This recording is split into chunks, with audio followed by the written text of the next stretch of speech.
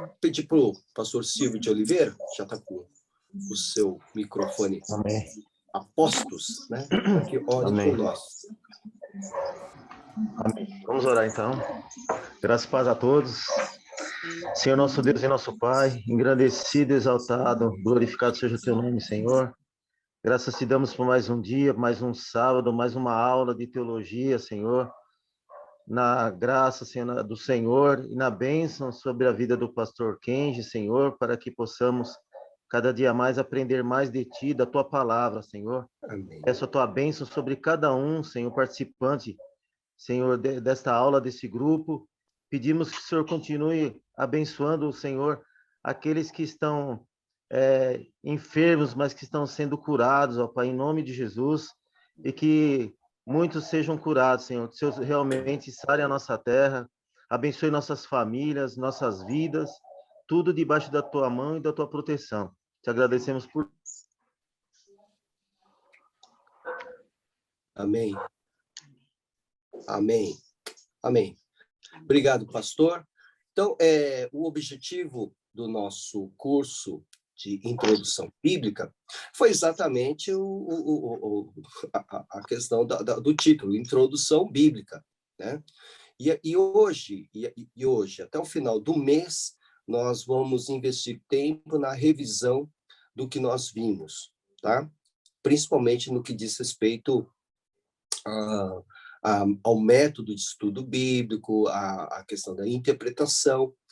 Por isso é que nós vamos retomar, Daniel, os vídeos lá do início, os slides lá do início, por isso que eu não mandei, tá bom?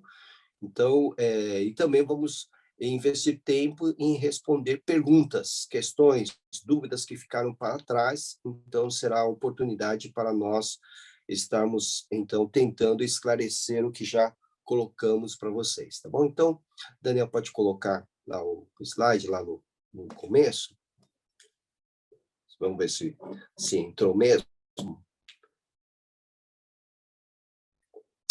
Muito bem, o slide 2.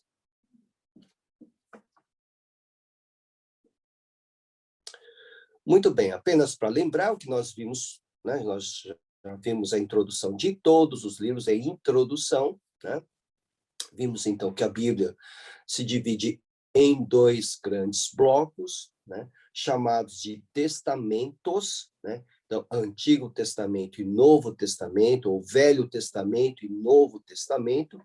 Testamento é pacto, é aliança. Então, no Antigo Testamento, o pacto estava voltado para o sistema sacrificial, né? Vocês vão se lembrar disso, e o Novo Testamento, o Novo Pacto, a Nova Aliança, no sacrifício de Cristo. Tá? Então, é essa a razão porque é chamado de Antigo Testamento e Novo Testamento. Testamento sempre envolve alguém que morreu e deixou um legado, né? No Antigo Testamento, a morte era de animais, de cordeiros, de ovelhas. No Novo Testamento, a morte é do Cordeiro de Deus que tira o pecado do mundo, tá?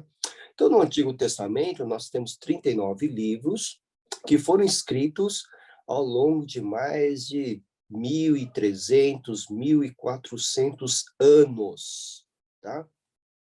Foram escritos ao longo desse período longo, e também foram colecionados com todo o cuidado nesse período pelos judeus. Então, lembrando que os judeus tinham como cuidado, como zelo, guardar as escrituras, produzindo cópias fidedignas, porque eles tinham tempo suficiente para isso. Eles usavam os escribas, né, que só é uma espécie de secretário, né? E esses escribas, eles então, desculpe, na base do ditado, eles se reuniam no recinto e alguém ia ditando, né, o texto, e eles iam então anotando ou copiando, tá? E isso era feito de uma forma muito zelosa, nunca houve assim nenhum questionamento quanto ao zelo dos escribas de produzir as cópias. E por que era necessário produzir cópias? Porque o material usado para registrar a vontade de Deus, era um material que era facilmente desgastado, né? No começo, nós tivemos o pergaminho, que eram peles de animais que eram tratadas, né? O pergaminho, ele podia ser usado, reusado 2 ou 3 vezes, mas depois não tinha o que fazer, tinha que jogar fora. Então, antes disso, eles faziam as cópias, as devidas cópias. E depois entrou em uso o papiro, né? Que era uma espécie de papel mesmo, né? Feito com a folha de lótus, uma planta que nascia às margens do rio Nilo, e aí então começou-se a escrever em papiros, tá? E mesmo assim o papiro também se desgastava muito por conta do uso, né? Porque eles não apenas registravam, mas usavam o documento nos seus cultos. Então era necessário fazer a cópia ou as cópias. Então os judeus tiveram esse tempo largo de 1.300, 1.400 anos para a cópia e conservação das escrituras. Eles também eram organizados, né? Os judeus eram muito organizados, eles também classificaram esses escritos em coleções à parte. Então, você vai conhecer isso, a disposição da coleção da Bíblia hebraica, que corresponde ao Antigo Testamento nosso, em a lei, né? Os profetas e os demais escritos, nessas 3 divisões. Então, a lei, os 5 livros, os profetas, tais quais nós conhecemos, mas incluindo alguns outros livros, e os demais escritos, que incluem, por exemplo, os livros poéticos, por exemplo. Tá? Muito bem. E no Antigo Testamento, nós temos 39 livros, nós mostramos a você como nós, né, o mundo ocidental, dividiu, né, a Bíblia, o Antigo Testamento, a Bíblia hebraica, né? Então, em primeiro lugar, a lei, depois os livros históricos de Josué a Esther, temos os poéticos de Jó a Cantares, ou Cântico dos Cânticos, e os profetas divididos também, subdivididos em maiores. Maiores por quê? Por ser um escrito maior, a sua escrita é mais extensa do que a dos demais profetas, então por isso que são maiores, né? Então são 5 livros, de Isaías a Daniel, e os profetas menores, são 12 os profetas menores, de Osés a Malaquias, exatamente porque escreveram menos, tá? São 39 livros, portanto, que nós encontramos do Antigo Testamento. Apenas para falar para quem entrou agora, nós vamos investir tempo de hoje até o final do mês de junho na revisão do que nós vimos, ok? E também para responder perguntas que ficaram para trás, ok? Claro que se a gente conseguir, né? No Novo Testamento, nós temos 27 livros, né? O Novo Testamento ele já não teve aquela vantagem que o Antigo Testamento teve, ou seja, ele foi produzido em menos de um século, ok? Em menos de um século, sob pressão, sob perseguição. Então, não houve, né, aquela vantagem do tempo para se copiar com calma, com tranquilidade, né? Para se preservar com tranquilidade. Não houve essa calma, foi tudo debaixo de pressão. Mas, mesmo assim, por causa do Espírito de Deus que estava supervisionando tudo, nós temos nas nossas mãos os 27 livros que compõem o Novo Testamento. Tá? Lembrando que o Novo Testamento é o mesmo para nós evangélicos, protestantes, e também para a Igreja Católica. Né? A Igreja Católica, o seu Novo Testamento, corresponde aos 27 livros do nosso Novo Testamento. A diferença com a Bíblia Católica é que no Antigo Testamento eles têm 7 textos a mais, tá? E esses textos a mais são chamados de deuterocanônicos, tá? Deuterocanônicos são uma segunda categoria de livros canônicos, tá? e nós não temos esses 7 livros, porque até mesmo os próprios judeus não consideram esses 7 livros a mais como palavra de Deus. Muito bem. Então, no Novo Testamento, nós temos os 4 evangelhos, que não são propriamente uma biografia de Jesus, estão muito mais voltados para apresentar e para registrar e apresentar o ministério de Jesus, né? Por isso a concentração está na última semana de Jesus.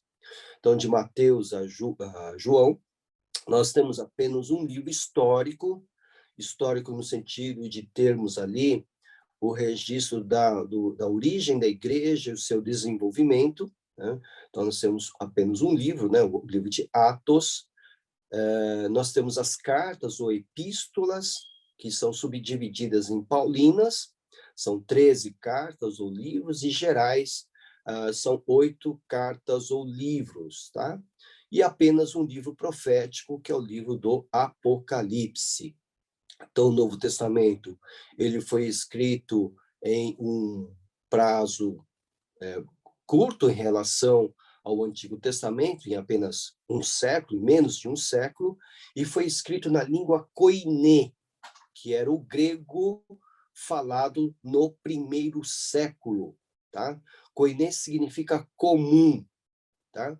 Então, esse grego era o grego falado na Palestina, era o grego falado em Roma, no norte da África, graças ao domínio de Alexandre o Grande no quarto século antes de Cristo. Se você se lembra muito bem, Alexandre o Grande, ele não somente dominou pela guerra, pela força, pela violência, as terras que estavam ao seu redor, como também ele dominou culturalmente essas terras conquistadas, impondo a força à cultura grega, tá?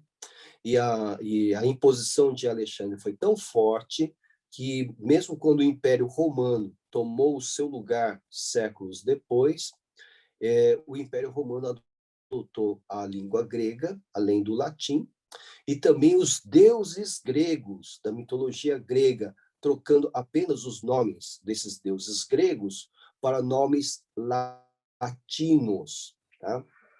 Então, por exemplo, Zeus, que era chamado de Zeus pelos gregos, se tornou Júpiter, né, para os romanos, tá? Mas era a mesma mitologia dos gregos. Pois bem, voltando aqui, assim, o Antigo Testamento foi escrito em 2 línguas. 95% do Antigo Testamento foi escrito em hebraico e os 5% foram escritos em aramaico. E tanto o hebraico como o aramaico também eram falados na época de Jesus. Então, nós temos ali, na Palestina, pelo menos 4 línguas, entre aspas, oficiais, né? Nós temos o grego koiné, né, que era a língua universal, usada para comércio exterior, vamos assim dizer. Nós temos nas ruas, nos mercados, o aramaico, que o povo judeu aprendeu lá na Babilônia e trouxe para a Palestina.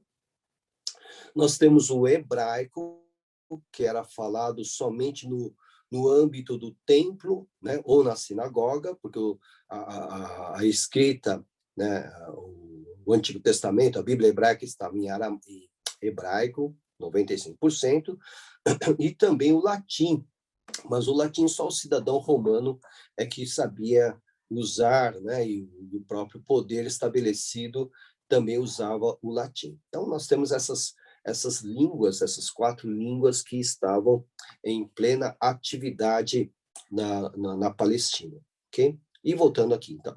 Então, entre o Antigo e o Novo Testamento, nós vimos que há um período de intervalo, vamos assim dizer, correspondente a 4 séculos. Até mencionamos que algumas Bíblias antigas, algumas versões antigas, né, elas continham, né, eu tenho aqui algumas Bíblias antigas, 1 ou 2 folhas ou páginas em branco no meio da Bíblia, indicando esse período que é chamado de período interbíblico ou intertestamentário. também chamado de período do silêncio. Silêncio por quê? Silêncio da voz profética. Foi o período onde a voz profética não se manifestou em Israel. E é por isso, então, que é chamado de 400 anos do silêncio, cerca de 4 séculos, onde a voz de Deus não foi ouvida através dos seus porta-vozes, os profetas. Então, o último profeta teria sido Malaquias, foi Malaquias, e o primeiro profeta, depois de Malaquias, 4 séculos depois, foi João o Batista. Tá? Muito bem. Então, nós temos esse período chamado intertestamentário. Nós temos o Novo Testamento dividido dessa forma como nós estamos apresentando. Tudo foi colecionado sob pressão, sob perseguição da igreja, né? Não somente os judeus que queriam destruir o cristianismo, como também os romanos, quando o cristianismo se tornou uma religião ilícita, como eles chamavam, porque tinham um outro César, um outro Quírios, um outro Senhor, Jesus Cristo. Então, eles julgavam que era uma religião perigosa, ok? Muito bem. Essa estrutura, então, nós demos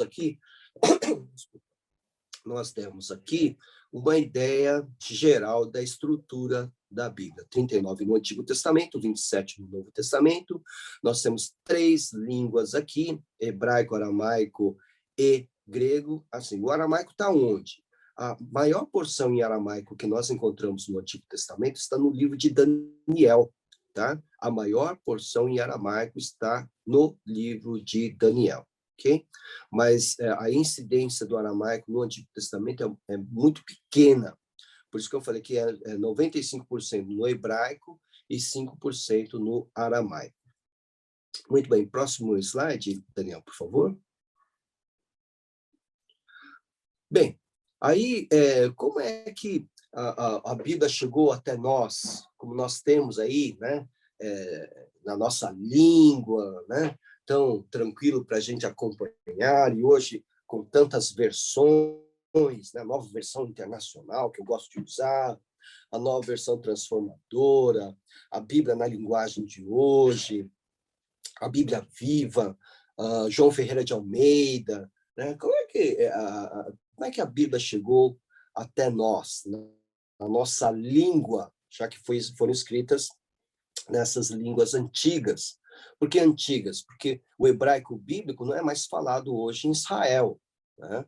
É o hebraico totalmente voltado para as escrituras. O grego que era falado no primeiro século não é mais falado hoje na Grécia moderna, né? Era o grego koiné, esse grego não é mais falado hoje. Então, por isso que nós falamos que são línguas antigas, né? No que diz respeito ao Antigo Testamento, se ele foi escrito em hebraico aramaico, vamos relembrar, na época de Alexandre o Grande, né, na época de Alexandre o Grande, quando ele impôs a cultura grega, ele impôs a língua grega também, né? Ele conseguiu adeptos judeus que o admiraram e que o acompanharam na conquista do Egito. E lá no Egito, na cidade de Alexandria, que foi fundada em homenagem a Alexandre, esses judeus, então, a lenda diz que são 70 sábios judeus se uniram para traduzir a Bíblia do hebraico e do aramaico para o grego, tá? Então, nós temos uma versão da Bíblia hebraica, do Antigo Testamento, chamada Septuaginta, de 70. E a numeração no latim é esse LXX. Por isso que é 70, porque foram 70 sábios tradutores que trabalharam em cima do texto original e traduziram para o grego. Só que nessa versão que eles traduziram para o grego, do hebraico aramaico para o grego, eles incluíram aqueles 7 livros que a Igreja Católica tem como na sua Bíblia do Antigo Testamento, tá? Então, a versão Septuaginta, portanto, é a versão grega do Antigo Testamento hebraico, e era a Bíblia que existia na época de Jesus, a Bíblia hebraica, né? A Bíblia do Antigo Testamento. Era aquela versão que existia na época de Jesus, a Septuaginta. Aliás, existem várias histórias, uma lenda muito famosa que envolve essa versão, é que esses 70 seriam homens que teriam se reunido, decidido traduzir do hebraico para o grego, cada um se enfiou na sua sala, e depois de um tempo, um longo tempo, cada um apresentou a sua versão, os 70 apresentaram a sua versão, cada um individualmente, e nessa lenda, as 70 versões coincidiam perfeitamente, letra por letra, ponto por ponto, etc, etc. Claro que não foi assim, né? Mas houve um trabalho de uma comissão para a tradução para o grego. Séculos depois, né, quando a igreja se tornou oficial no Império Romano, né, quando já não havia mais a perseguição contra a igreja, um certo Jerônimo, que era um sacerdote, né, cristão, né, ele então resolveu traduzir essa versão, como também o Novo Testamento, não só o Antigo, mas o Novo Testamento também, do grego para o latim, ok? Já que era o Império Romano que dominava tudo. E Jerônimo, então, criou a versão que nós chamamos de Vulgata, tá? Quando houve a tradução para a língua portuguesa, como também para outras línguas, a tradução da Igreja Católica, né, se utilizou da Vulgata, da versão latina, né? E nessa versão Vulgata também se encontram os 7 livros a mais que encontramos na Septuaginta. Por isso que a Bíblia Católica contém esses 7 livros a mais, tá? Então, foi traduzido para o latim, e lá no século 16 para o 17, né, o João Ferreira de Almeida, um português, começou então a traduzir do latim para o português, ou para a língua portuguesa, João Ferreira de Almeida, tá? E ele traduziu todo o Novo Testamento, e quando ele estava traduzindo o Antigo Testamento, ele parou em Isaías, aí ele faleceu quando estava traduzindo Isaías, né, do latim para o português. Aí deram continuidade ao seu trabalho, mas em homenagem à sua iniciativa, então essa versão é conhecida como João Ferreira de Almeida, que é a mais conhecida hoje no nosso país, né? E no nosso país, obviamente, por conta das atualizações da nossa língua, correção ortográfica, né? Então, há várias versões atualizadas da João Ferreira de Almeida. Então, você já teve a corrigida, você já teve a atualizada, e hoje nós temos a nova Almeida atualizada, tá? A nova versão da João Ferreira de Almeida, mas atualizada. Por que atualizada? Porque o português também foi recebendo alterações, né? Na ortografia, nas regras gramaticais, né? Então, enfim. Então, nós temos hoje uma nova Almeida atualizada. Próximo para mim, por favor. Estamos fazendo tudo uma rápida revisão, né? Nós vamos investir tempo nessas revisões e também vamos buscar responder às questões ou perguntas que ficaram para trás, ok? Muito bem. Aí nós falamos sobre a disposição dos livros do Antigo Testamento, mas na sua coleção hebraica, né? Então, nós vimos que na nossa coleção começa com a lei, como nós temos, depois vem os livros históricos para nós, né? Os livros históricos, depois vem os livros, isso. Depois vem os livros poéticos, depois vem os livros proféticos, para nós, para nós. Na Bíblia hebraica, nós temos essa disposição que está aí diante de vocês, tá? Nós temos a Torá, que é a lei. Torá significa instrução, né, de Gênesis a Deuteronômio, né? Nós temos os profetas, Nebiim, né? Que significa porta-voz, tá? E eles não dividem em profetas maiores e menores, como nós dividimos, mas profetas anteriores e profetas posteriores, em termos de data, de tempo, né?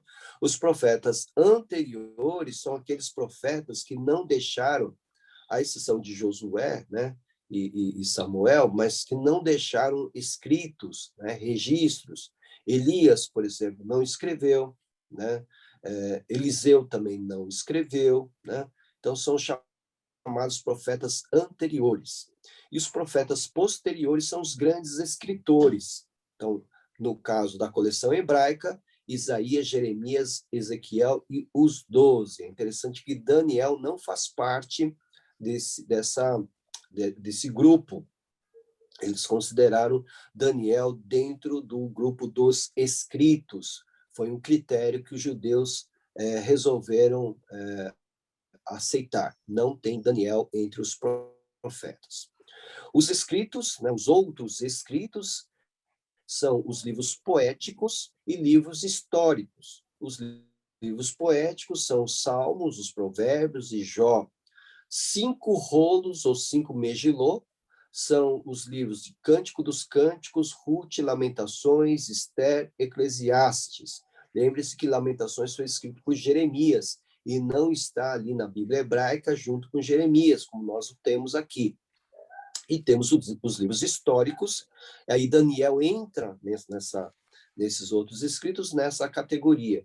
Daniel, Esdras e Neemias, que era um livro só, e o livro de Crônicas. Tá? Então, nós temos essa disposição dos livros do Antigo Testamento, né? Ou da Bíblia hebraica. Né? Então, quando você tiver, e hoje tem, né, gente, na língua portuguesa, a Bíblia hebraica. Né? Então, você vai encontrar essa divisão, que é diferente da nossa divisão. Tá? Mas os livros foram colecionados assim por séculos pelos judeus. Próximo, por favor. Então, lembrando, né, que Jesus é o maior tema dos dois testamentos, né? O Antigo Testamento apontava tudo para Jesus, tudo para o nosso Messias. Né? Para o judeu, a esperança messiânica ainda é uma realidade para eles hoje. Eles ainda aguardam a vinda do Messias. Para nós, o Messias já chegou, já deu sua vida, já ressuscitou, já deu sua vida por nós, já ressuscitou e já está à direita do Pai. Para o judeu, não. Por isso que no Antigo Testamento tudo aponta para o futuro. Né? Tudo que eles fizeram era em relação à promessa da vinda do Messias. Né? E sempre aguardando algo superior. Então, os sacrifícios eram observados, eram realizados no templo, no tabernáculo e no templo, sempre aguardando algo superior. E esse algo superior, esse alguém superior apareceu no Novo Testamento na pessoa de Jesus, tá? Então, temos a lei como fundamento da chegada de Cristo, lembrando que é fundamento por quê? Porque ali na lei se mostra o quanto nós estamos longe da vontade de Deus. A lei mostra isso. O quanto nós estamos longe da vontade de Deus, e todo o sacrifício de sangue, o sacrifício cruento, mostra-nos a necessidade da nossa santificação para estarmos diante do Senhor Deus. E a própria palavra vai nos ensinar que é impossível, através da observância da lei, termos a nossa vida justificada diante de Deus. Por isso que o sacrifício de animais era feito continuamente. Né? Então, não bastava oferecer o cordeiro apenas uma única vez. Né? O cordeiro precisava ser apresentado continuamente. Cordeiros, né? Eram necessários ser sacrificados diariamente, continuamente, porque todos nós pecamos, né? Todos os dias. E mesmo o sumo sacerdote que apresentava o sacrifício de pecado do povo, ele também precisava apresentar um sacrifício para si mesmo, porque ele era pecador. Então, tudo no Antigo Testamento era transitório, né? Então, a lei apenas mostrou ao povo o quão distantes somos ou estamos da vontade de Deus, da santidade requerida por Deus, da justiça requerida pelo Senhor no homem.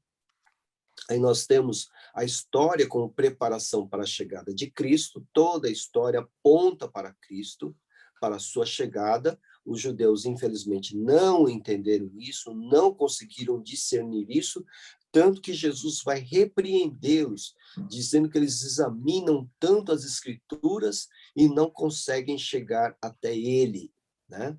Então, toda a história, todos os livros históricos apontam para a preparação para a chegada de Cristo Jesus. Então, se nós começamos com Josué, né, entrando na Terra Prometida, tendo que conquistar a Terra Prometida, né, nós temos na pessoa de Josué a própria figura de Cristo, né, que está nos preparando a Terra Prometida, né, que expulsa os inimigos que impedem-nos de ter a Terra Prometida como nosso legado, né? E temos também outras figuras dos livros históricos que nos apontam para Jesus, ok? Nos livros dos reis, por exemplo, na pessoa de Davi, né? Na pessoa do próprio Salomão, nós encontramos sinais, né, da pessoa do Messias, através das suas vidas, através dos seus reinados. Muito bem. Depois nós temos os livros da poesia que representam o desejo, o anelo pela chegada de Cristo. Ali nos livros dos Salmos, há muito pedido de ajuda, pedido por livramento, por salvação. E tudo isso aponta para a pessoa do nosso Senhor Jesus Cristo, que é o nosso Salvador. Nos livros proféticos, a certeza da chegada de Cristo, do Messias. Obviamente, isso não era visto pelos judeus, mas nós temos no livro de Isaías o profeta mais citado por Jesus, provando que ele havia chegado segundo a profecia desse profeta. Mas há outros profetas que são mencionados e são ligados diretamente ao ministério de Jesus. Por exemplo, Zacarias, Miqueias, Oséias, né? Nós temos, portanto, outros profetas que estão ligados à vinda, à certeza da chegada de Cristo. Muito bem. No Novo Testamento é a concretização, né, da vinda de Cristo. Então, os evangelhos, a manifestação de Cristo, Cristo se revela, o Atos dos Apóstolos, a propagação, a proclamação de Cristo, da sua mensagem.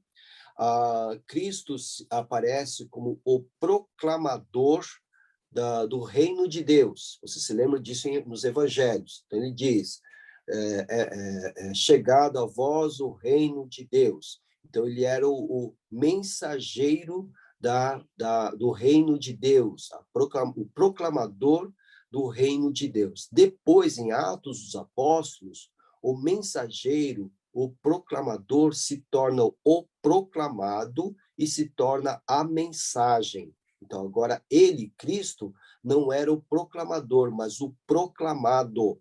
Não era mais o mensageiro, mas a própria mensagem da salvação. Isso nós encontramos em Atos. Nas epístolas, nós encontramos os apóstolos, os escritores canônicos, interpretando, explicando e aplicando Cristo no coração do crente. E no Apocalipse, o livro profético, toda a consumação da história da humanidade em Cristo Jesus. Tá bom? Então, veja, quem nos ensina isso é o Geisler, Norman Geisler, o livro que nós usamos no começo do nosso curso, apontando que Jesus Cristo é o maior tema, né, dos dois testamentos, inclusive testamentos em razão do próprio sacrifício de Cristo.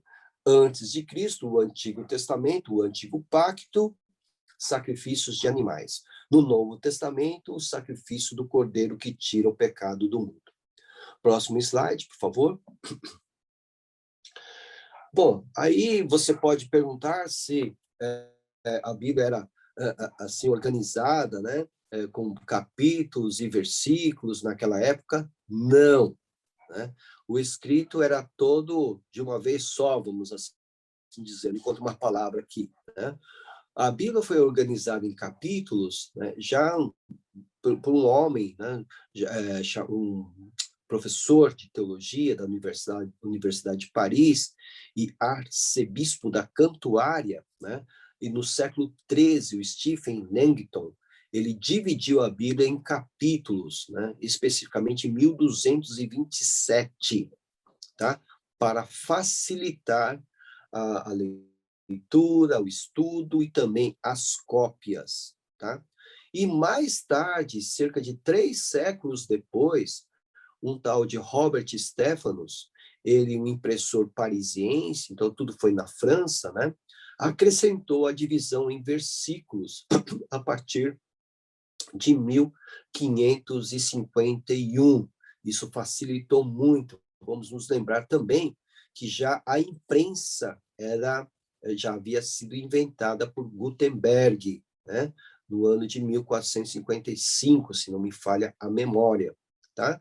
Então, capítulos e versículos são vamos assim dizer, uma invenção moderna, né? Que não existia na época de Jesus, não existia na época de Isaías, né? Então é interessante que, para se recorrer ao texto, você tinha que ter uma familiaridade com o texto. Hoje a gente vai diretamente às referências, né? Você fala, abra lá em Isaías 61, e aí é fácil de nós encontrarmos. Mas na época de Jesus, somente quem tinha uma certa intimidade com o texto é que podia localizar com certa facilidade o texto que estava procurando. Então, por exemplo, Jesus, quando está na sinagoga de Cafarnaum, entregam para ele o livro de Isaías, e aí diz que Jesus procura onde estava escrito aquilo que hoje nós sabemos que é Isaías 61.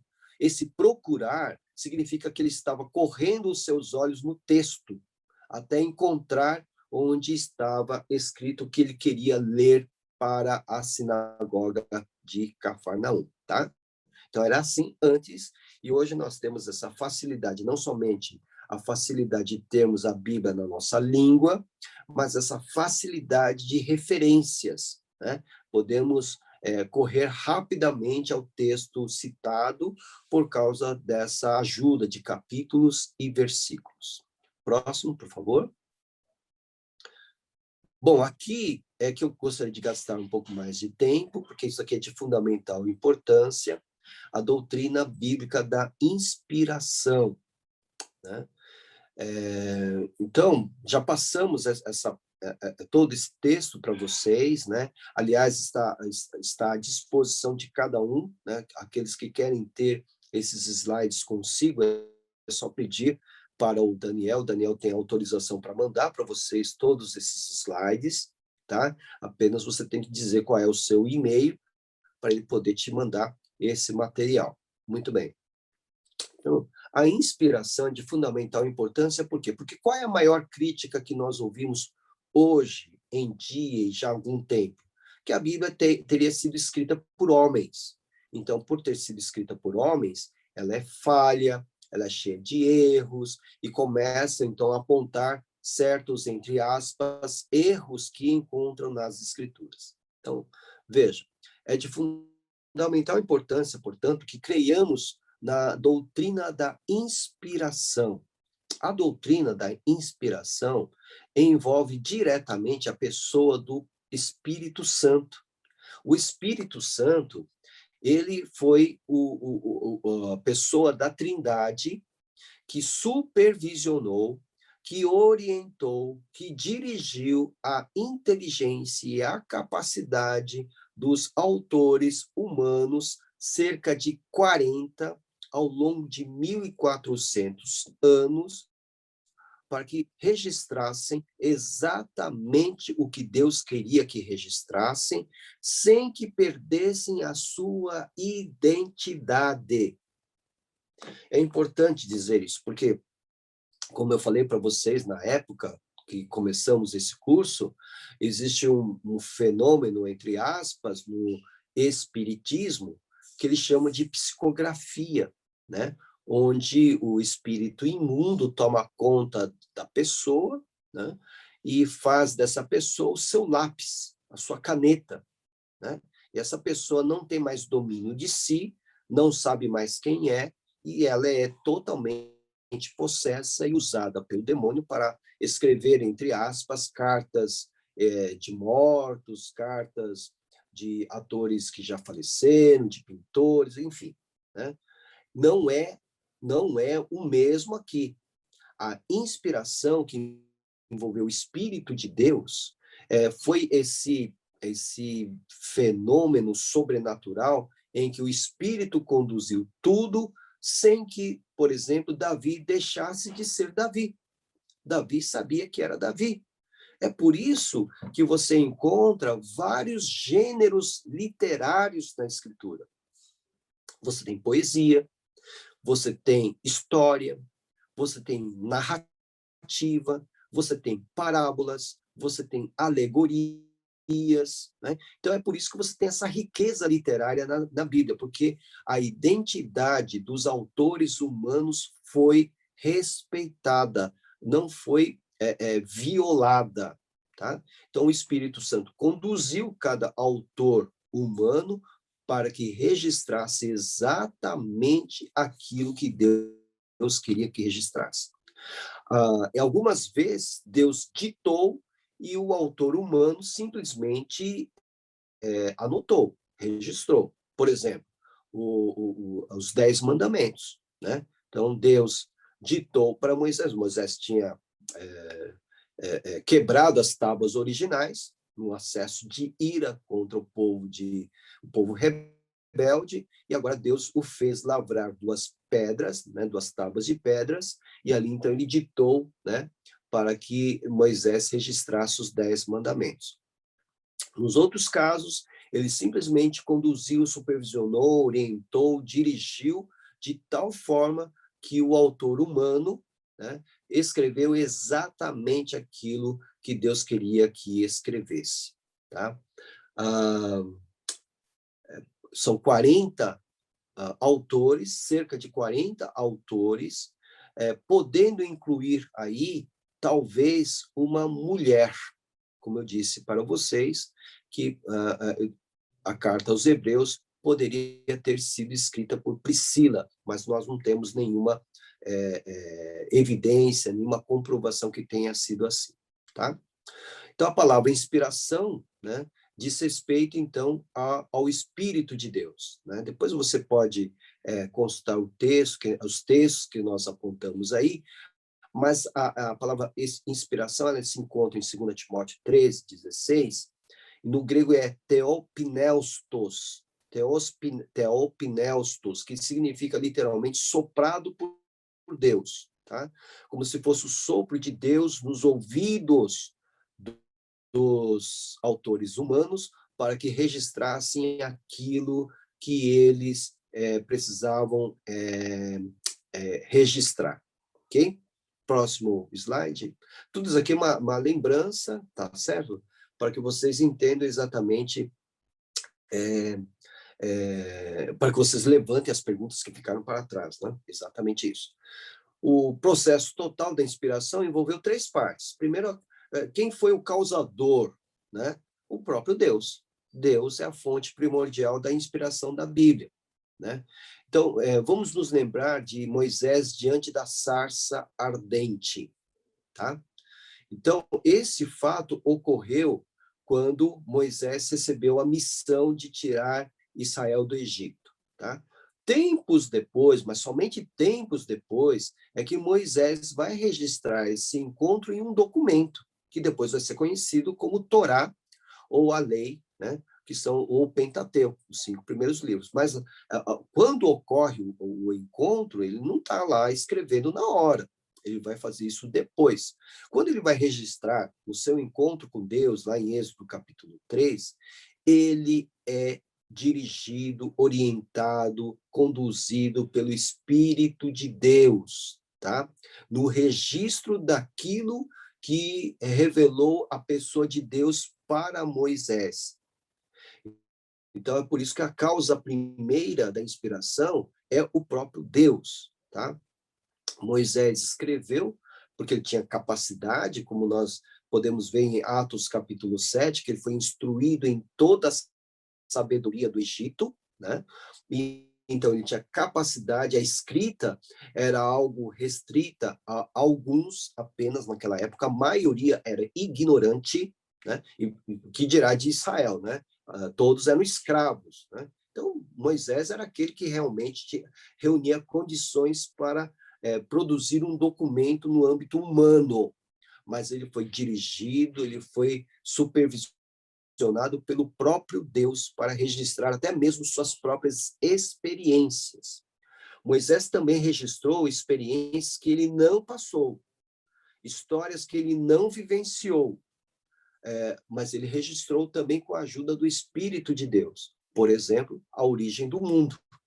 Ele não estava lá, né? Como é que ele recebeu as informações necessárias a respeito da origem do mundo, Adão e Eva, a queda, depois Abraão? Como é que foi isso? Em primeiro lugar, Adão e Eva passaram essa história para os seus filhos, os filhos de Adão e Eva passaram para os seus filhos e para as próximas gerações, até chegar em Moisés, mas isso na forma oral, tá? O pai contando a história para o filho. Foi em Moisés que nós encontramos o registro escrito dessa tradição, tá? E mesmo no registro escrito dessa tradição oral, Moisés teve a ajuda do Espírito Santo, tá? Bom, Moisés, vamos pensar em Moisés. Então, quando a gente fala em mediação profética, é quando existe o ser humano, né?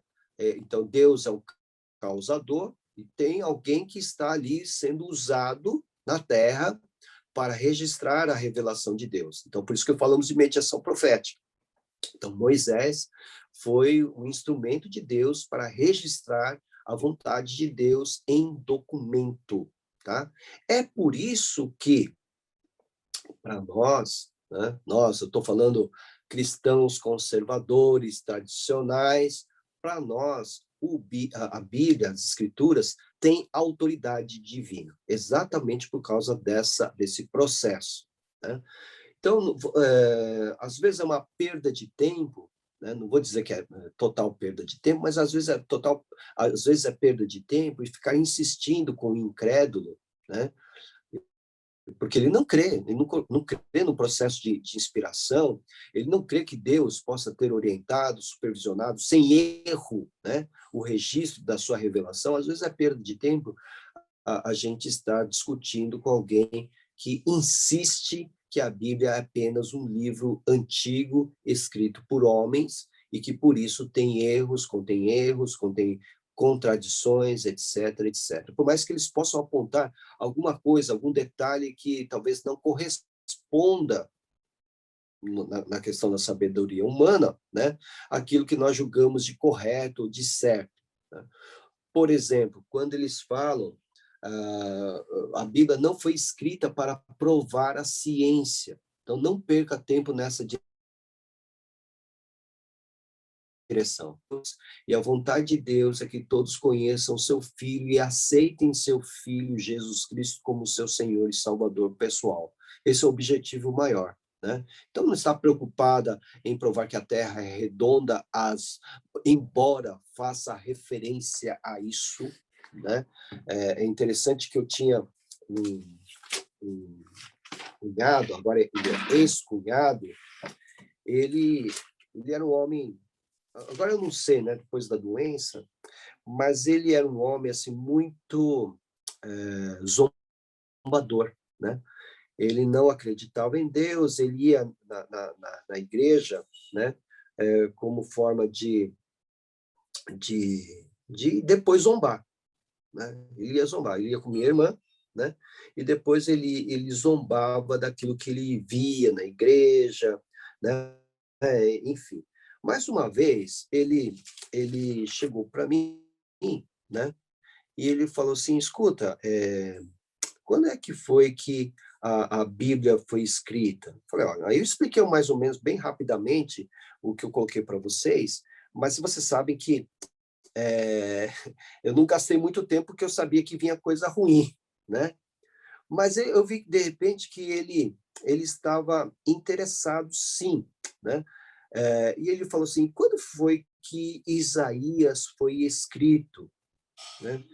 Falei, olha, Isaías deve ter sido escrito por volta do século oitavo antes de Cristo, ou seja, em relação a nós, talvez algo em torno de do ano 700, 700 e pouco antes de Cristo, tá? E aí então ele perguntou, olha, mas como é que a Bíblia pode dizer que Deus está sentado na redondeza da terra? Ele citou o livro de Isaías, estou até tentando lembrar que qual que era a referência, né? Porque ele queria localizar cronologicamente onde estava Isaías quando escreveu, né?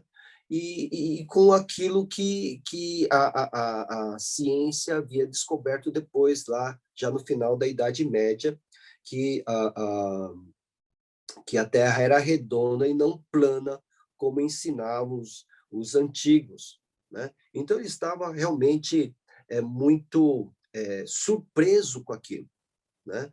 Que Deus estava assentado na redondeza da terra. Depois eu lembro aqui, minha memória não está muito boa hoje, onde está em Isaías que Deus está assentado na redondeza da terra, tá? Pensa que estava aqui em Isaías 45, mas não estou achando, não. Mas esse é um exemplo. Mas você não precisa entrar nesse debate de tentar provar que a Bíblia é correta em relação à ciência. Por quê? Porque todos os autores humanos pertencem a uma era antiga. Eles não tinham conhecimento de química, não tinham conhecimento de astronomia, não tinham conhecimento de nada disso. Então, não adianta chegar e tentar provar que a Bíblia fala acerca da ciência, porque esse não é o propósito da Bíblia. Alguns criticam, por exemplo, que, por exemplo, Josué, no meio de uma batalha, ele pede a Deus que pare o sol, para que ele pudesse continuar tendo luz do sol, para que ele pudesse acabar aquela batalha e vencer. Se ele se escurecesse, ele perdia a vantagem. Então, ele pede a Deus que pare o sol. E hoje nós sabemos, por causa do movimento da Terra, de rotação, né, nós sabemos que se ele conhecesse o movimento da Terra, de rotação, ele deveria pedir para Deus parar a Terra e não o Sol. Isso seria correto cientificamente. Mas ele pediu para o Sol parar, pediu para que Deus parasse o Sol, porque essa era a referência que ele tinha como homem daquele tempo. Né? O homem daquele tempo via o Sol se mover, né? Do Oriente para o Ocidente. Ele não via, não sabia que a Terra que girava em torno do seu eixo. Tá? Então, não adianta você entrar em discussão com esses que ficam apontando esse tipo de coisa. Né? Porque a Bíblia não foi escrita para provar a ciência. A Bíblia foi escrita para revelar a vontade de Deus, e a vontade de Deus que todos creiam em Cristo Jesus. Ah, sim, o Paulo está me ajudando aqui. Obrigado, Paulo. 40:22.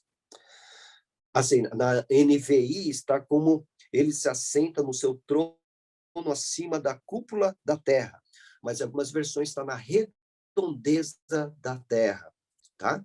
Então, é uma referência, assim, que vai de encontro ou contra até mesmo aqueles que hoje, por incrível que pareça, estão defendendo que a Terra é plana, que a Terra não é redonda. Hoje, né? Hoje. Então, isso me assusta bastante, viu, gente? Já me assustava o fato de pessoas defenderem que o homem não tinha descido na Lua. Isso já me assustava. Agora, gente do nosso lado falando que a Terra é plana, para mim, olha, pelo amor de Deus. Mas a Silvana levantou a mão. Pode falar, Silvana.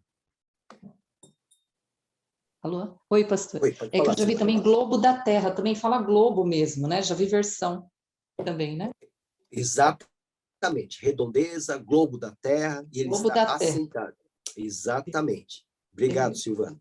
Então, veja só. Então, a Bíblia já está falando ali, né? Mesmo antes desses nossos novos pensadores que estão defendendo que a Terra é plana, né? A Bíblia já fala que a Terra é redonda. Mas a Bíblia não está preocupada com isso, tá, gente? Não está preocupada com esse tipo de informação científica.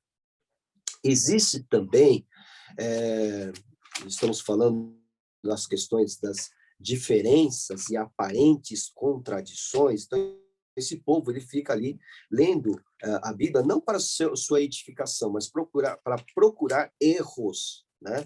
E jogar na nossa cara, né?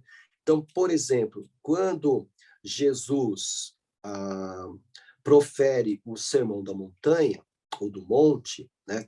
Mateus capítulo 5, vendo as multidões, Jesus subiu ao monte e se assentou, que era a postura de todo mestre daquela época para dar início à sua aula, né? Então, ele se assentava, ele não ficava em pé, ele se assentava. Mas aqui ele diz, Jesus subiu ao monte. Aí, quando a gente vai ao texto correspondente a esse episódio em Lucas, capítulo 6, lá em Lucas capítulo 6, Lucas repete esse sermão da montanha, mas com alguns detalhes, né?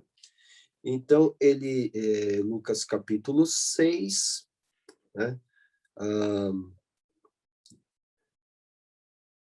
A partir do versículo 17. Jesus desceu com eles e parou num lugar plano. Estavam ali muitos dos seus discípulos, e uma imensa multidão, etc, etc. Então, a pergunta que eles fazem, Jesus subiu ou desceu? Porque é o mesmo sermão, vocês podem ver, que tem as bem-aventuranças, né? Pode ver, tá de forma mais resumida do que Mateus, mas é o mesmo sermão. Então, a pergunta que eles fazem sempre, uma pergunta sempre recorrente, Jesus, afinal, subiu no monte e sentou, ou ele desceu com eles e parou num lugar plano? Tá?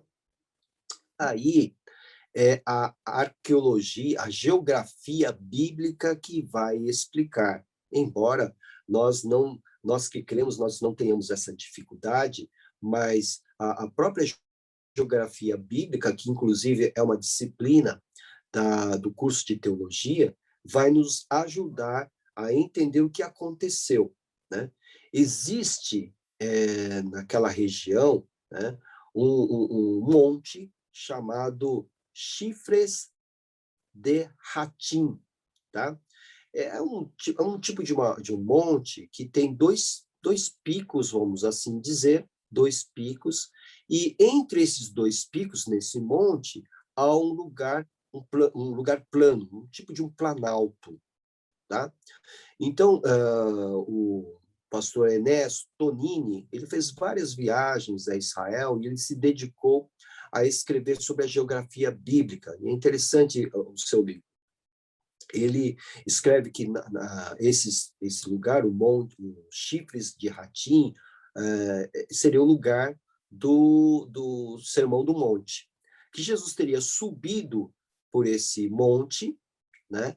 Quando chegou lá no pico, ele desceu, né? No pico do monte, ele desceu para esse lugar plano, tá? Então, é o mesmo lugar descrito de perspectivas diferentes.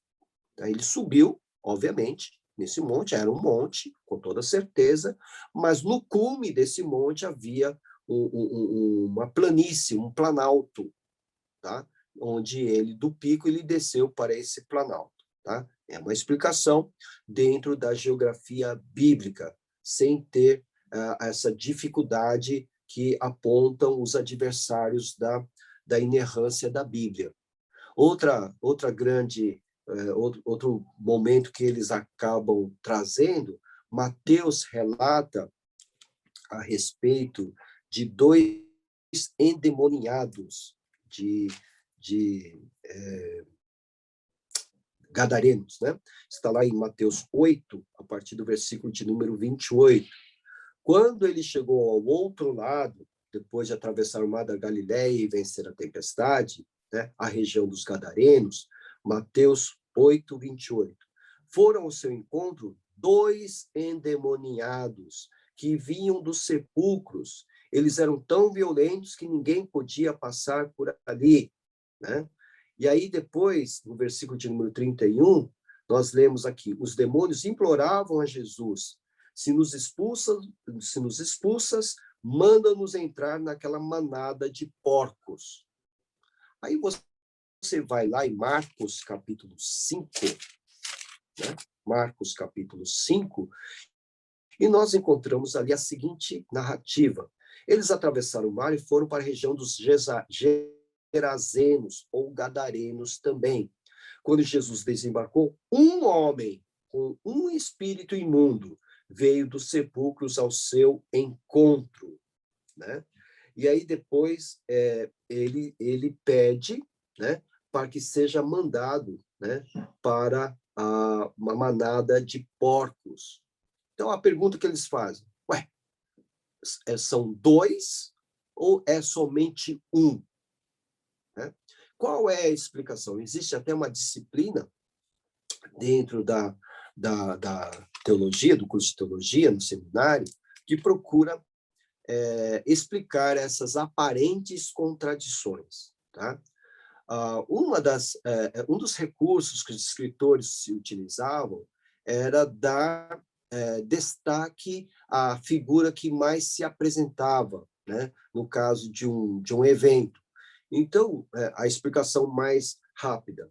Mateus registra dois, porque eram realmente dois, mas apenas um estava se destacando. Tá? Apenas um falava. Eram dois, mas apenas um falava. Então, Mateus se dedicou a registrar os dois. E Marcos vai se preocupar apenas com aquele que se destacava. Então, por isso que ele não vai falar que são dois. Ele vai se preocupar apenas com aquele que estava se destacando. Tá?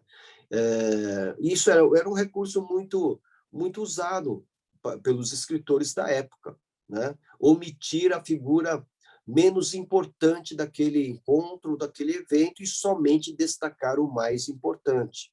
Okay? Então, nós temos isso que seria uma aparente contradição, mas é facilmente explicada e justificada olhando para a cultura da época, e isso explica muito bem, ilustra muito bem como Deus não violentou a inteligência e a identidade de cada autor humano. Outra coisa, né? Nessas diferenças que nós encontramos entre os 4 evangelhos, por exemplo, eles devem contar a mesma história. Mas se os 4 contassem a mesma história, com os mesmos pontos, vírgulas e exclamações, etc., se fosse um caso sendo apresentado na justiça, onde 4 testemunhas apresentariam a mesma história, com todos os detalhes, ao mesmo tempo, né, perfeitos, tal, o que o juiz iria desconfiar?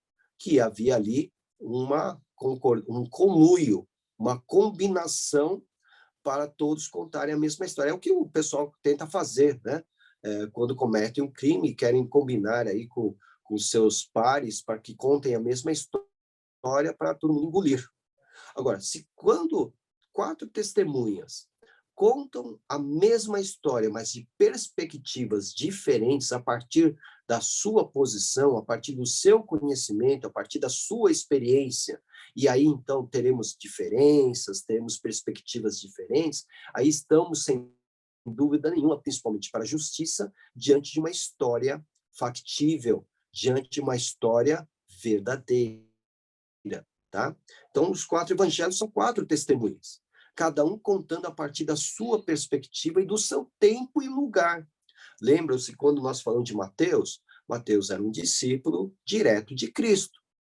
Já Lucas não era um discípulo direto de Cristo, Lucas era discípulo de Paulo e escreveu muito mais tarde o seu evangelho. É claro que nós vamos encontrar algumas diferenças, algumas informações a mais. Lucas foi pago, foi financiado, inclusive, para fazer uma pesquisa, e por isso que ele coloca mais dados do que Mateus, do que Marcos, inclusive João, tá bom? Então, é nesse rumo que nós devemos ir quando nós enfrentamos, então, os adversários da Bíblia. Mas eu quero agora abrir rapidamente para as perguntas. Obrigado, Daniel. Pode tirar. Nós vamos, então, para quem entrou depois, estamos fazendo uma revisão, né? E dando oportunidade para perguntas que ficaram para trás, né? Nesse curso de introdução bíblica, ok? Então, estamos à disposição, 10 de cada vez. Pastor, é a Márcia. Oi. Eu queria ver se o senhor consegue me ajudar a organizar a minha ideia. E quando eu estiver errada, por favor, me corrija. Ok. A ordem dos livros da Bíblia que foram escritas não são as que estão impressas na Bíblia. Correto isso? Por exemplo, uma vez eu acho que o senhor falou, Jó, por exemplo, parece que foi um dos primeiros livros escritos.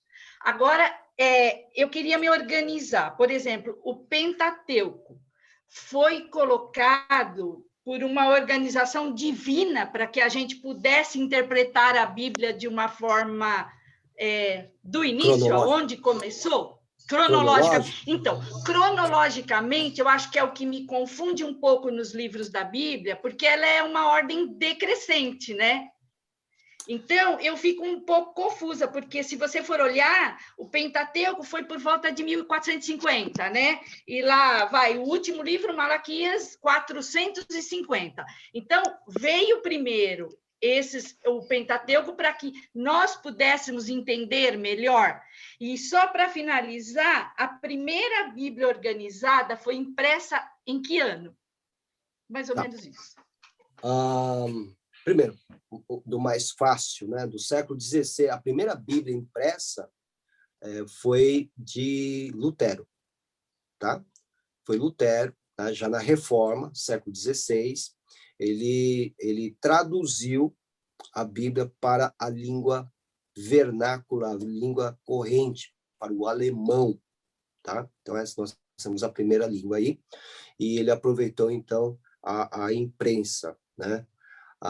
Aí, voltando, a coleção dos livros na Bíblia não corresponde a uma ordem cronológica, mas a uma ordem temática, tá? Então, por exemplo, nós temos a lei, nós temos nos hebreus, né, nos judeus, a lei, nós temos os profetas e os demais escritos. Então, houve uma intenção temática, não preocupada com uma ordem cronológica, tá?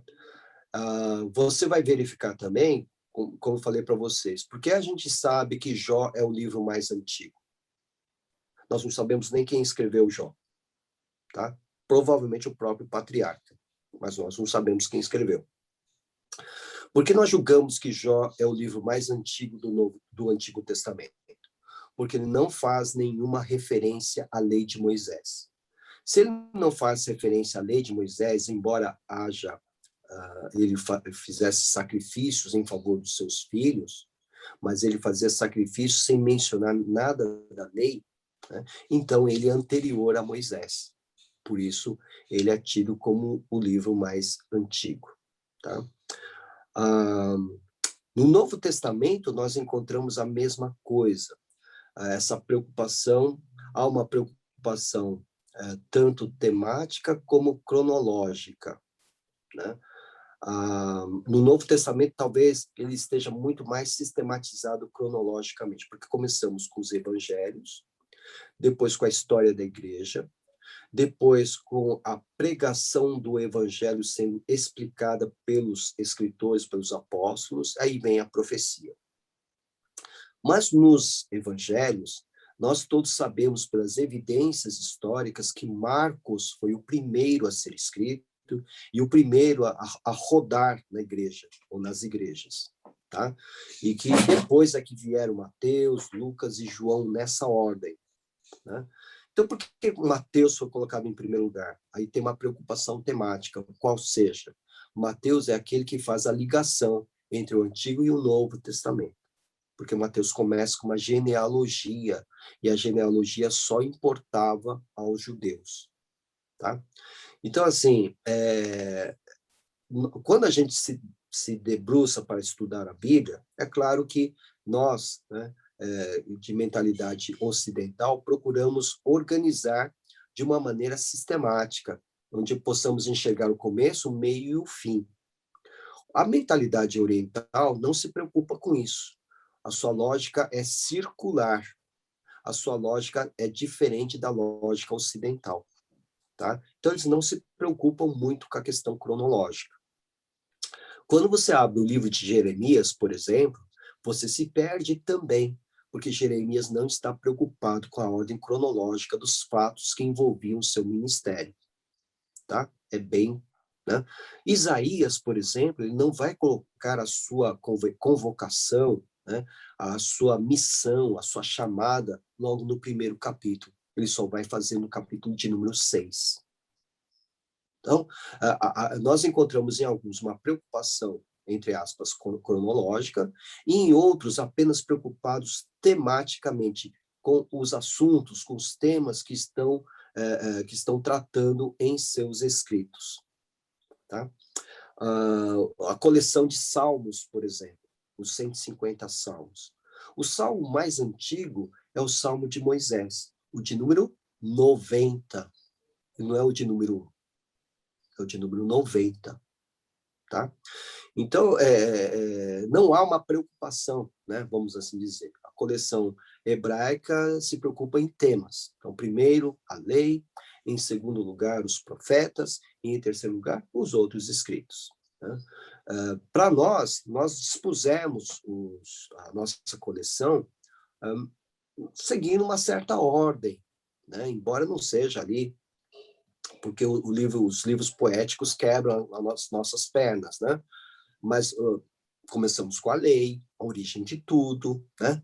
Depois vamos para os livros históricos, seguindo uma ordem cronológica, né? E aí entramos nos livros poéticos. Aí nos livros poéticos aí a gente, né, aí mistura tudo, Davi, Salomão, Moisés, os filhos de Asaf, né? Aí tem uma mistura, né? Aí voltamos para os profetas, né? E os profetas, eles são tidos ali, seguem mais ou menos a categoria hebraica, porque são os mais importantes primeiro, né? Isaías, Jeremias, Ezequiel, né? Daniel, embora Daniel não entre na divisão deles, e depois os profetas menores. Então, a grande a preocupação, então, na divisão da Bíblia hebraica é mais temática, né? Então, somos nós que vamos determinar a linha do tempo. Entendeu? Somos nós que vamos identificar a linha do tempo. Isso requer um estudo mais cuidadoso.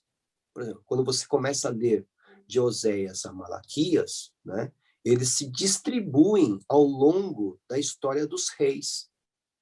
Um está na frente do outro, etc. E tal, né? É uma coisa interessante. Então, somos nós que vamos identificar a linha cronológica, quem aparece primeiro e quem vai por último. Embora nos profetas menores, nós temos uma certa ordem, porque Ageu, Zacarias e Malaquias, os 3 últimos profetas menores, correspondem, sim, à última etapa da profecia em Israel, antes dos 400 anos do silêncio. Então, é muito interessante isso, tá? Então, é por isso que nós nos propomos estudar. Quando a gente coloca as datas, né? Provável data de escrita, provável data de publicação, você já tem uma ideia onde colocar esses escritos. Tá. E essa organização que estão os livros hoje foram feitas por Lutero para ser impressa? Sim. Ele simplesmente seguiu a tradição da igreja. Ele seguiu a tradição da igreja, tá? Vocês se lembram que quando eu falei da Septuaginta, depois da Vulgata, isso foi sendo levado de século para século. Ele simplesmente traduziu, né? Ele, na verdade, ele queria tirar um livro do Novo Testamento, que ele não aceitava. Ele não aceitava a carta de Tiago. Ele chamava a carta de Tiago de Epístola de Palha. Por quê? porque Tiago enaltece as obras. E Lutero estava falando contra as obras para a justificação. É claro que ele estava equivocado na sua interpretação, mas ele achava que Tiago tinha que sair da Bíblia. Não tirou por temor, mas ele chamava Tiago de epístola de palha. Isso significa o quê? Que ele respeitou toda a ordem que nós temos, de Gênesis a Apocalipse. Tá? Ele só traduziu, ele não mexeu na classificação, na divisão, ele só traduziu. Tá. Eu tenho uma colocação dessa parte de Tiago que eu achei tão interessante que eu até fiz uma anotação.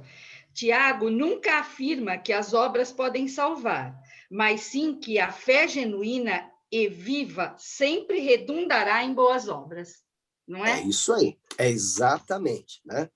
Então, nós temos, por exemplo, no Espiritismo kardecista, a pregação máxima que a caridade te levará à salvação, vamos assim dizer. Então, é preciso fazer boas obras para ser salvo. A pregação evangélica que está evidenciada em Tiago é porque eu sou salvo, já sou salvo, é que faço boas obras. Então, por isso que Tiago diz, olha, é incoerente você dizer que você tem fé, você é salvo e você não tem boas obras. Isso é incoerente, né? É isso que Tiago está falando. Só que Lutero, né, no seu afã, no seu, né, tal, ele falou, não, o Tiago está ensinando completamente errado, né? Mas ele não tira. Ele Foi não só vai tirar. interpretação mesmo, né? Só interpretação. Tá bom? Tá bom, obrigada. Então, Lutero respeitou a coleção, tal qual a própria Igreja Católica abraçava, né? Mas ele tinha um certo quê com a carta de Tiago, então ele somente traduziu, somente da versão latina. Aliás, ele trabalhou em cima dos originais também, tá? Ele foi em cima dos originais também. Originais é ir ao grego, ir ao hebraico. Ele se recusou a estar com a Vulgata, com a Septuaginta. Ele foi, né, direto, foi tentar direto nos originais, ok? Aquilo que realmente que tinha nas mãos também, né, gente? Porque os manuscritos eles foram sendo descobertos ao longo do tempo. Agora nós temos uma outra disciplina chamada arqueologia bíblica. Né? Ao longo do tempo é que eles foram descobrindo esses pergaminhos, esses papiros, esses rolos, a maioria deles, né, escondidos para que não fossem destruídos pelos perseguidores. Outros escritos estavam sendo conservados pela própria igreja. Tá? Então, para quem for para Israel, existe uma região ali, desértica, chamada Qumran. Em Qumran, eles encontraram uma grande coleção de manuscritos escondidos nas cavernas, mas todos referentes ao período do Antigo Testamento. Tá? Então, isso ajudou muito na questão da interpretação, na questão da conferência do que estava já nas nossas mãos, porque dizem respeito às cópias mais antigas. E quanto mais antiga for a cópia, mais considerada ela é, porque a cópia mais antiga está mais próxima do original. Entendeu? Então, por isso que nós encontramos em algumas versões textos entre colchetes, né? E ali na nota de rodapé você encontra, esse texto não se encontra nos manuscritos mais antigos.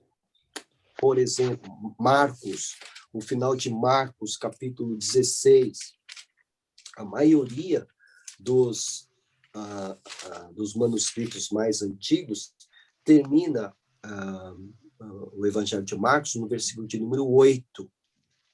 A partir do versículo de número 9 até o final, nós encontramos uma referência, sim, deve estar entre colchetes, na sua versão, né, ou com alguma marcação especial, Marcos 16, 19 e seguintes, e deve ter uma anotação na nota de rodapé.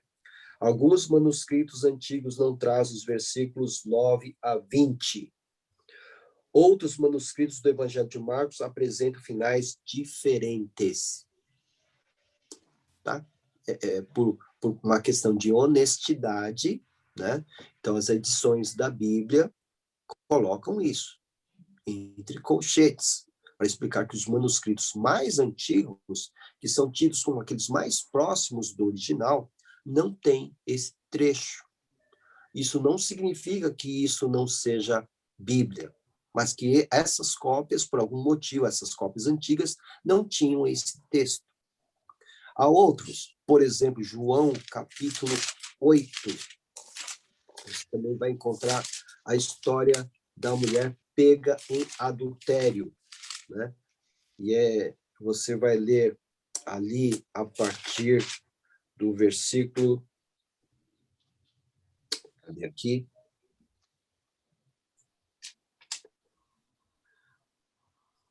Então, capítulo 8. Né?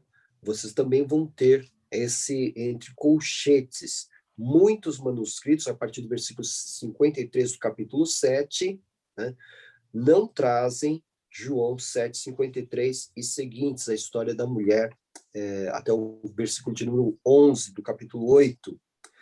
Outros manuscritos deslocam o texto. Tá? Então, o que isso significa? Né? Que essa história aconteceu. Né? Mas o escriba, aquele que estava fazendo a cópia, né, ele omitiu.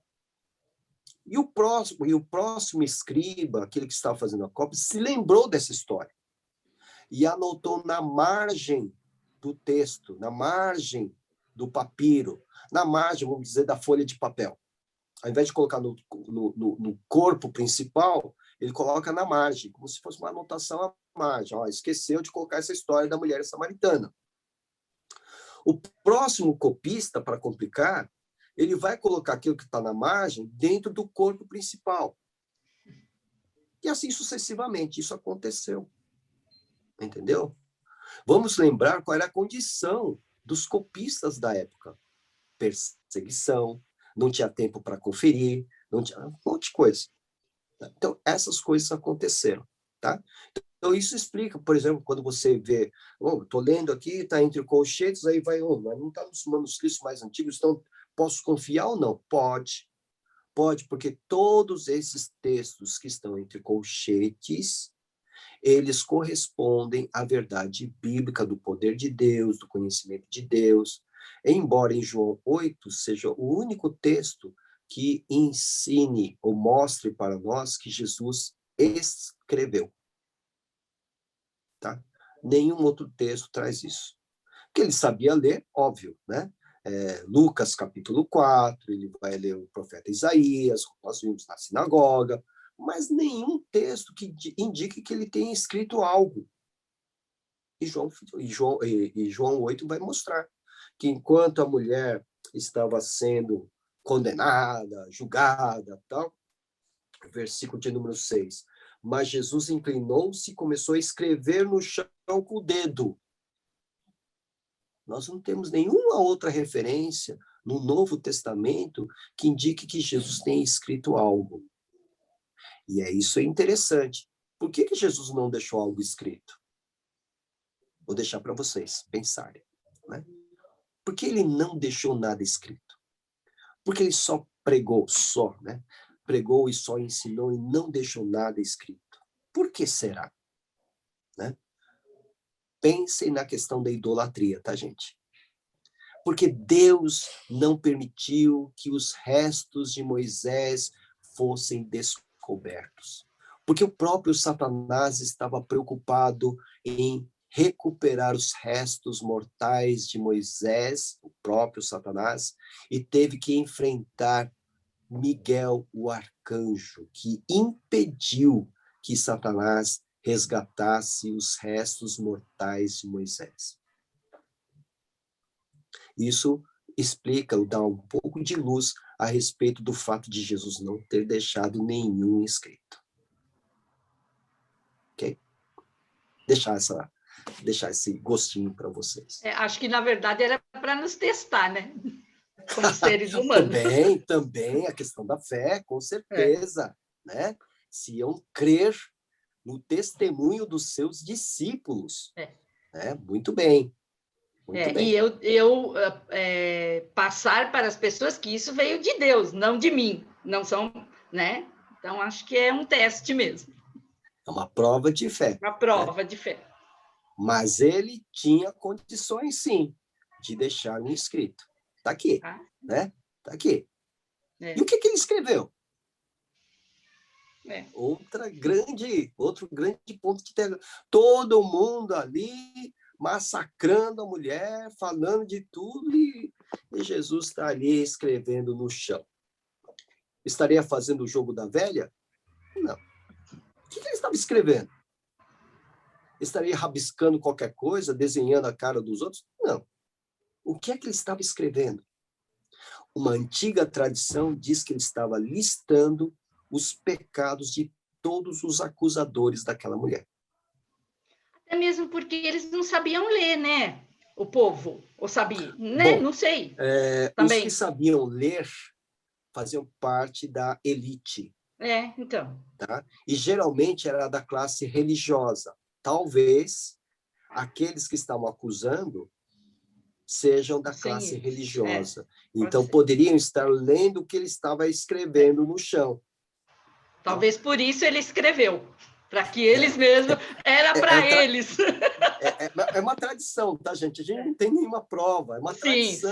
Né? Sim. Mas seria muito interessante, né? O fulano está falando, essa mulher, não sei o quê, ele coloca lá o nome do fulano no chão e começa a listar. Ontem ele fez isso, depois ele fez aquilo, depois... Seria interessante, né? A gente imaginar isso, né? O terceiro chega e fala assim, mas essa mulher, não sei o quê, esse cara, né? Ele adulterou também, não sei o quê. Já imaginou? Né? Mas isso é tradição, gente. A gente não sabe. A gente não sabe. Mas aqui é um texto que indica que ele podia ter deixado algum escrito e propositalmente não deixou. Pastor, okay?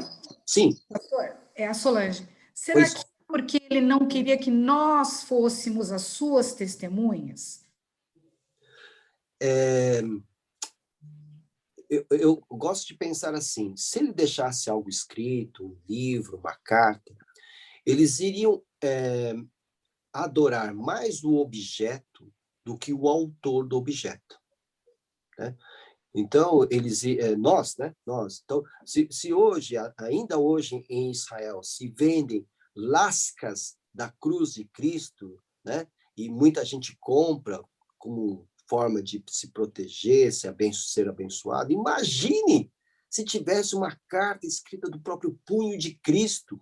Ninguém ia prestar atenção no seu conteúdo, na sua mensagem, mas apenas no material. Né? Isso seria um desvio. E isso faz parte da própria natureza humana. Por que é que os restos mortais de Moisés não foram entregues a Satanás? Para que os seus restos mortais não fossem usados como objeto de adoração. Né? Esse é o problema da humanidade.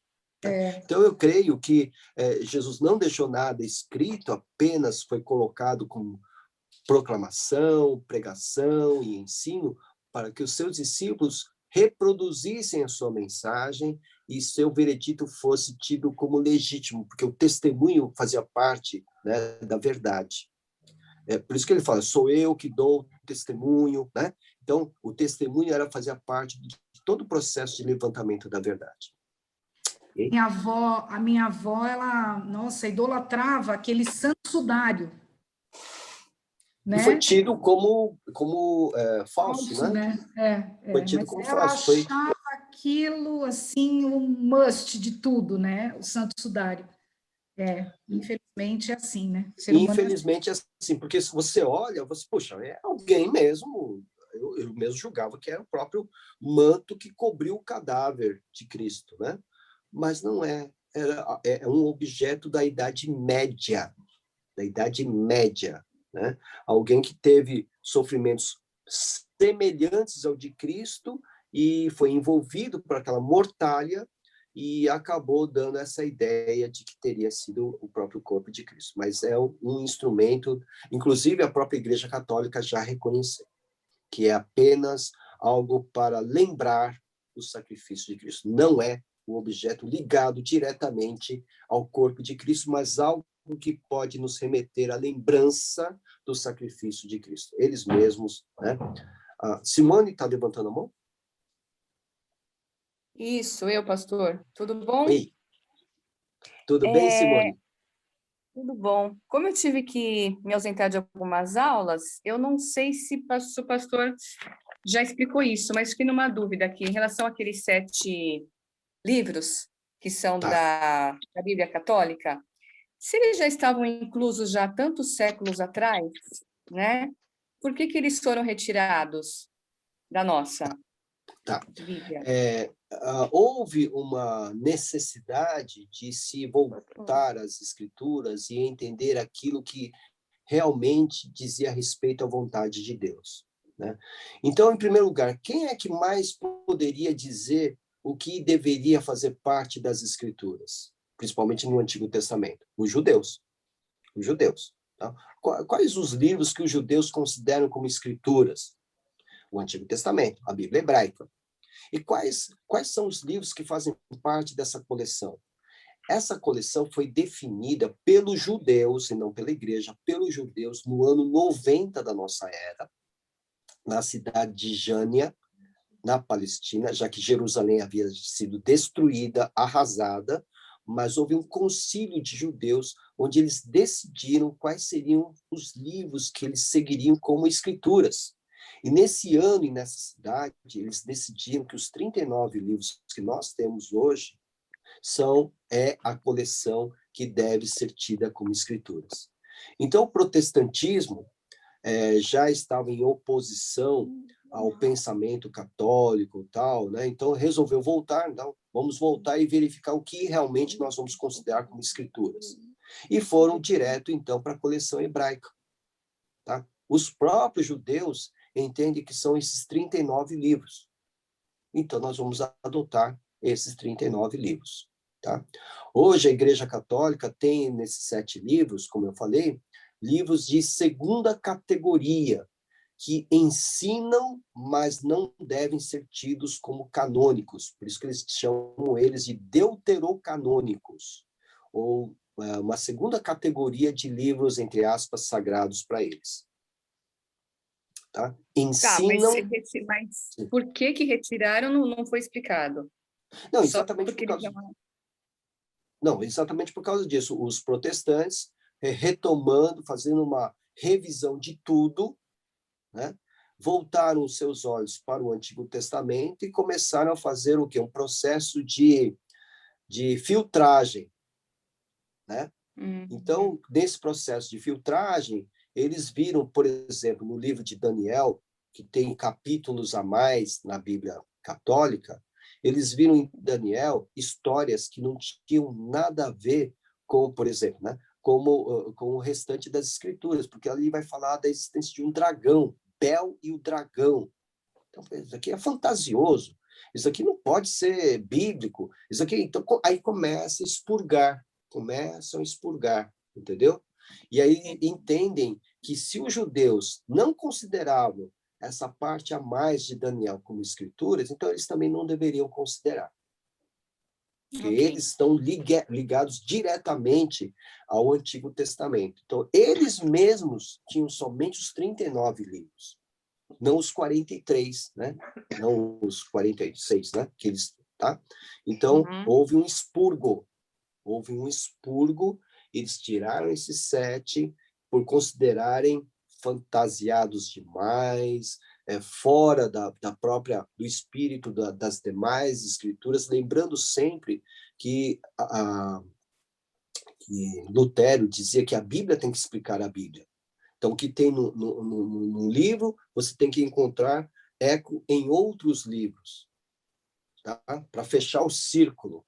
Ora, esses 7 textos, eles não encontravam esse tipo de eco, né? Então, foi um expurgo que fizeram, tá? Por isso que Tiago quase saiu fora, né? Por isso que Tiago quase saiu fora. Será que vem daí também aqueles 7 em relação à seita e religião? Aquelas 7 Não tem que ter 7 versículos também para confirmar tal... como é que eu vou explicar? Porque tem uma diferença, não é? De religião para seita. Tem. Não é ligado Então, a isso, não, né? Não, está ligado, né? Está ligado aos falsos ensinos, aos falsos mestres, né? A seita é um tronco que é um ramo que sai de um tronco principal. Para os católicos, por exemplo, nós batistas somos seita, porque saímos deles, entendeu? Sempre é um ramo que sai do tronco principal, tá? A seita sempre vai conflitar com o corpo principal de doutrinas. É por isso que seita está ligado à heresia, né? Ou partido. Tá? Então, quando eles olharam para esses 7 textos, eles viram que não tinha correspondência com as demais escrituras. Né? O livro de Macabeus, por exemplo, está mantido ali, porque em algum lugar, eu esqueci agora a referência, em algum lugar se encoraja para os católicos a doutrina de missa em memória dos mortos. Tá? Eu não lembro a referência. Então, está lá. Então, vai sustentar um versículo, um texto apenas para sustentar uma doutrina inteira. Né? Então, para eles foi conveniente. Mas o protestantismo fez um expurgo, a Bíblia explica a Bíblia, já que não teve correspondência, então vamos tirar da nossa lista. Foi assim. Tá bom? Daniel tinha levantado a mão, Daniel? Ou você desistiu? Depois Admilson. Oi, fala, Daniel. Alô, eu, né? Sim. Eu tinha levantado no momento lá que estava falando sobre Cristo escrevendo na terra. Ele, na terra, ninguém copiou o que ele escreveu e o que foi escrito na terra, fácil de ser apagado. Por isso, não aparece nada que texto dele mesmo diretamente escrito. Sim, perfeito. Foi na terra, podia ser apagado, né? Como apagado foi o pecado daquela mulher, porque ela foi perdoada. Talvez tenha alguma relação, né? A gente não sabe, a gente especula nessa área, né? Nessa história, nesse encontro. Então, ele escreveu na terra, a terra se apagou, como também foi apagada a história de pecado daquela mulher. Correto. Tem que ter alguma relação.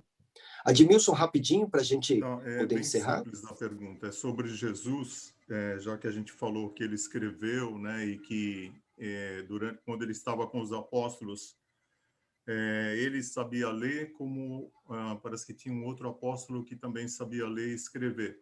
Como que Jesus aprendeu a ler e escrever? Tá. Vamos lembrar que ele era um judeu, né? E, sendo um judeu, eles seguiam um sistema de educação formal. Todo menino judeu era ensinado a aprender a sua língua, a aprender a função, a ocupação de seu pai. Na sua língua, ele aprendia através das escrituras, decorando grandes porções da escritura. Então, até os 6 anos de idade, um garoto judeu já sabia de cor grandes porções das escrituras, estamos falando do Antigo Testamento. Ele aprendia também matemática, aritmética, tudo na sinagoga. Tá? Então, ele era preparado para a vida na sinagoga. E Jesus foi um menino judeu como qualquer outro menino judeu.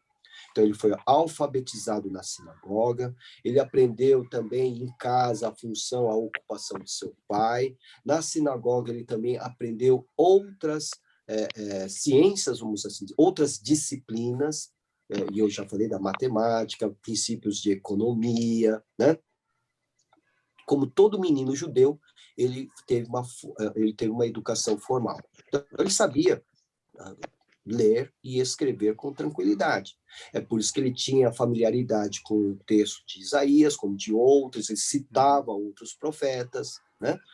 Por causa de toda essa formação que ele recebeu quando jovem, quando criança, né? Miriam está levantando a mão também, Miriam? Ela foi a primeira que abriu o microfone aí, pastor. Ela está esperando bastante tempo aqui. Desculpa. O pastor, e os discípulos que eram judeus, eles não sabiam ler nem escrever? Por quê? Então, a educação formal era para poucos, né? E aqueles homens que acompanharam... de família bem pobre, né? Exatamente. Então, por exemplo, os primeiros discípulos eram da Galileia, que era tida como uma região de gente iletrada, de gente que não tinha essa formação que os da elite tinham em Jerusalém. Eram pescadores, eram homens, né, rudes, né? Então, a maioria deles não tinha essa formação. Quem tinha? Mateus, por ser um publicano, por ser um fiscal, né? Então, ele tinha essa formação, ele tinha essa condição, né? Talvez Marcos, mas Marcos não era um dos 12, né? Ele apenas acompanhava os 12, né? Talvez Judas Iscariotes, que era de uma outra região, né? Então, assim, os galileus mesmo, eles não tinham essa formação, não tinham. Tanto é que eles vão precisar de ajuda quando eles deixam seus escritos. São secretários que vão ajudar, amanuenses, como nós chamamos, né? Então ali Pedro, na Galileia era bem pobres ali. Muito pobre mesmo. Viviam da pesca e se sustentavam da pesca, e era isso só, tá? Então, toda a instrução, aí você vai dizer, mas eles não tinham a sinagoga? Tinham a sinagoga, sim, né? Mas eles não tinham todo o tempo, eles tinham que sobreviver. Vamos lembrar que é o que ocorre hoje, né? Os mais pobres hoje não têm dinheiro para investir na educação de seus filhos.